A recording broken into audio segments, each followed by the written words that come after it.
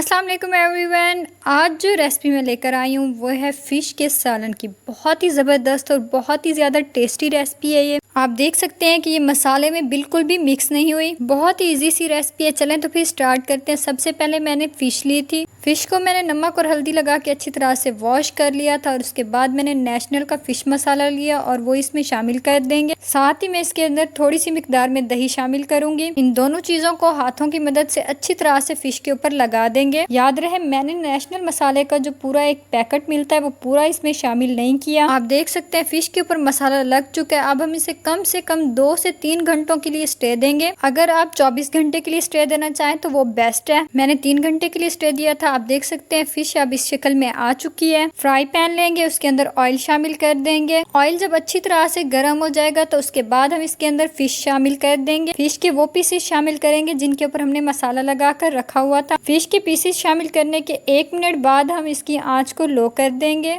एक साइड अच्छी तरह से पक चुकी है, उसके बाद हम दूसरी साइड से इसे अच्छे से पका लेंगे। आपने इसे 80% तक पकाना है, ज्यादा नहीं पकाना। उसके बाद हम फ़िश के वो पीसेस बाहर निकाल लेंगे और दूसरे इसमें शामिल कर देंगे। तमाम तर फ़िश जब अच्छी तरह से फ्राई हो जाएगी तो वही ऑयल हम कढ़ाई के अंदर शामिल कर देंगे। इस तरह से आप देख सकते हैं मैं वही ऑयल शामिल कर रही हूँ, मैंने कोई एक्स्ट्रा से ऑयल नहीं लिया। ऑयल शामिल करने के बाद मैं इसके अंदर प्याज का पेस्ट शामिल कर रही हूँ। याद रहे मैं यहाँ पर प्याज का पेस्ट शामिल कर रही हूँ, मैंने बारीक कट करके प्याज इसमें शामिल नहीं किए। प्याज का पेस्ट शामिल करके चम्मच की मदद से अच्छी तरह से मिक्स करेंगे। ये फिश फ्राई करके रखी है, मजीद मैंने फ्रीजर में रख दी थी मसाला लगा के। जब प्याज की खूबसूरत सी खुशबू आने लगेगी तो 1 टीस्पून इसके अंदर अदरक लहसुन का पेस्ट शामिल कर देंगे। अदरक लहसुन के पेस्ट के 1 मिनट बाद हम इसके अंदर टमाटर का पेस्ट शामिल कर देंगे। साथ ही 2 से 3 टीस्पून खुश्क धनिया पाउडर शामिल कर देंगे। 3 से 4 अदद हरी मिर्चों को कट करके शामिल कर देंगे। 1 टीस्पून इसके अंदर लाल मिर्च का पाउडर शामिल करेंगे।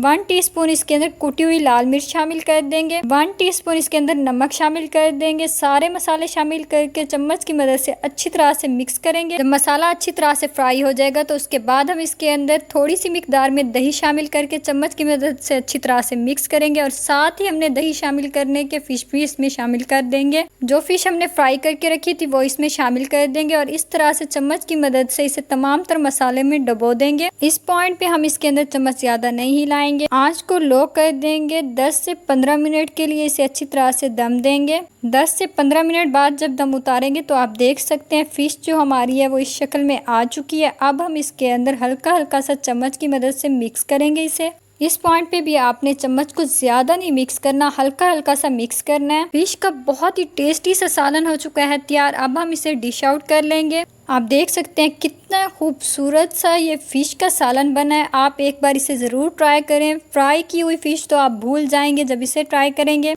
बहुत ही ज़्यादा टेस्टी है। टेस्ट के साथ मैं पहले भी कहती हूँ कोई कंप्रोमाइज़ नहीं है। उम्मीद है आपको आज की रेसिपी पसंद आएगी। लाइक करना और कमेंट करना मत भूलिएगा। साथ ही मेरे चैनल को भी सब्सक्राइब कर दीजिएगा। इंशाल्लाह नेक्स्ट वीडियो में मिलेंगे एक न्यू रेसिपी के साथ। तब तक के लिए अल्लाह हाफिज़।